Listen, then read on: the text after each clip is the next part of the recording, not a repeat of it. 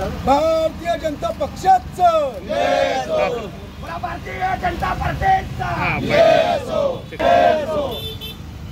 अगली बार आपकी बार मोदी सरकार आपकी बार आपकी बार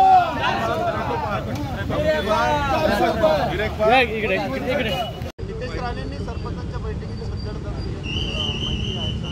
काय दिला दम दिलाय सरपंच लीड देणार नाही त्यांच्या निधीबाबत मी लिस्ट करणार आहे। त्याचबरोबरीनं धनंजय महाडिक देखील असंच म्हणाले की जर का लीड कमी मिळालं तर जे ग्रामपंचायत जास्त लीड देईल त्याला आम्ही 5 कोटीचा निधी देऊ अशा पद्धतीने चांगला आहे दाखवलं जाते असा आरोप होतोय। काही आमिष नाही आहे, काही पैशाचं आम्ही थोडी दिलं, विकासाचा प्रश्न मांडला आहे हे मान्यता आहे। आम्ही काही संन्यासी तर नाही आहोत, भारतीय जनता पक्षाचे कार्यकर्ते आहोत, पदाधिकारी आहोत। आम्हाला साहजिक वाटतं की आम्ही एवढं काम करतो, मोदीजींनी संपूर्ण आयुष्य देशाकरता दिलं आहे, समाजाकरता दिलं, जनतेकरता दिलं।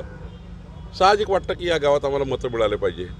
शेवटी मतं मिळण्याकरता आम्ही काम करतो ना।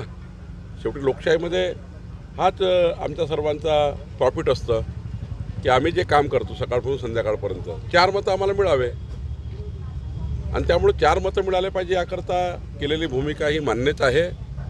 आणि त्यांनी काय म्हटलं हे खरं आहे की जे गाव आमच्या पाठीशी राहील त्या गावाला दिलंच पाहिजे, नाही पाठीशी राहील त्यालाच देऊ। ज्यांनी मत दिलं त्याचे धन्यवाद, ज्यांनी नाही दिलं त्याचे धन्यवाद, ज्याने दिलं त्याचेही काम करू, नाही दिलं त्यांचेही काम करू।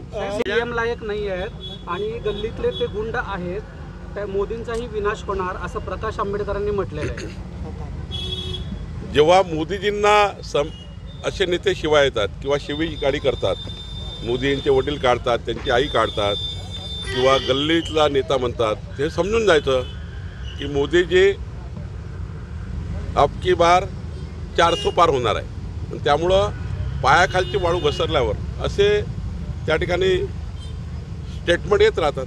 माझे खासदार जे आहेत गजानन कीर्तिकरजी जे आपले सहयोगी पक्षाचे खासदार आहेत ते असं म्हणतायत की तुम्ही संसद ताब्यात घ्या, 400 पार करा नाही तर संसद ताब्यात घ्या, पण जे ईडी लावण्याचा जो प्रकार आहे तर तो बंद करा, कुठेतरी भाजपने आणलेली ही संस्कृती असं उपरोधिक टोला त्यांनी लगावला आहे। यापेक्षा जास्त कारवाया काँग्रेस सरकारच्या काळात झाल्या आहे चिदंबरम असताना, आणि ह्या कारवाया काही भाजप करत नाही। तुमच्या सर्च रिपोर्टमध्ये येतं, आजकाल तर इन्कम टॅक्सचं आपल्याला नेहमी प्रत्येक वर्षी भरावं लागतं, पण कमी जास्तपणा आढळला तर त्या ठिकाणी चौकशी करता येतं, आणि चौकशा तर आमच्याही झाल्या आहेत, चौकशा प्रत्येकाच्या होतात। महाविकास आघाडीने आमच्या चौकशा केल्या 50-100 लोकांच्या।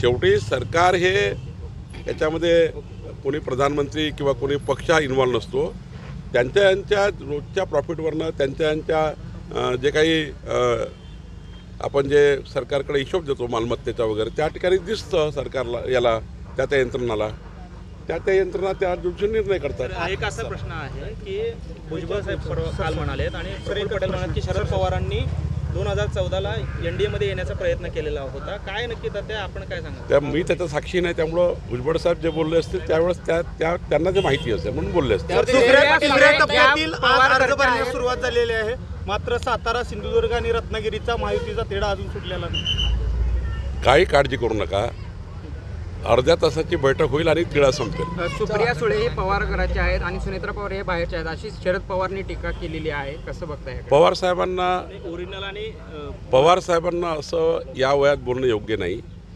ते सर्वांचे पालक म्हणून त्यांनी त्या घराला सांभाळलं आहे, परिवाराला सांभाळलं आहे, आणि परिवारात मतमतांतर झाले असतील तरी वरिष्ठ व्यक्तींनी, घरातल्या वरिष्ठ व्यक्तींनी अशा पद्धतीचं बोलू नये।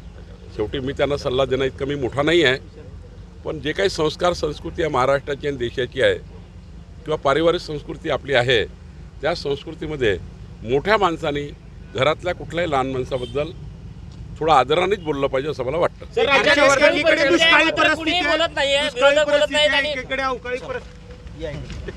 सोलापूरचा घेत आहे, काय परिस्थिती आहे लोकसभेची, काय वातावरण वाटतंय? संपूर्ण महाराष्ट्रामध्ये महायुती भक्कमपणे निवडणूक लढता आहे।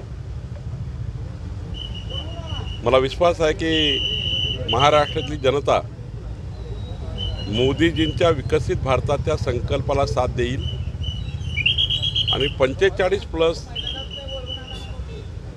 खासदार मोदीजींना समर्थन देण्याकरता निवडून येतील महायुतीचे निवडून येतील आणि तिसऱ्यांदा मोदीजी प्रधानमंत्री होताना महाराष्ट्राचा मोठा वाटा राहील.